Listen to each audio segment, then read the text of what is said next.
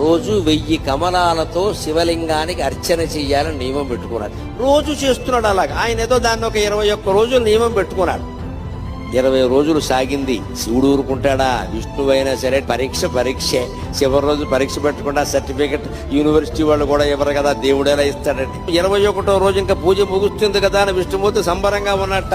రోజు చెరువులో 1100 కమలాలు పైన పోస్తున్నా, నేను 1000 పోస్తున్నాను, బాగున్నావు చూసి అంచేత అలా అని పెడితే ఆవేళ ఆశ్చర్యకరంగా 999 పూసాయి. ఎంత వెతికినా 1000 కమలం కనపడలేదు. ఏమిటిది? ఒక్క కమలం తక్కువైంది. ఈ కమలం ఎక్కడి నుంచి తేవాలి అనుకుంటే ఆయనకి ఏమొచ్చిందంటే, నన్ను అందరూ కమలాక్షుడు అంటారు కదా, నా కళ్ళు కమలాలే కదా, కమలం తక్కువైతే ఏమైంది, ఇంకోటి తక్కువైనా పర్వాలేదు, నాకు 2 కళ్ళు ఉన్నాయి కదా అని ఒక కన్ను బాణంతో తీసి శివుడు పాదాల ముందు పెట్టాడమ్మా. అది విష్ణువు యొక్క భక్త కన్నప్పెంతో విష్ణువంతి.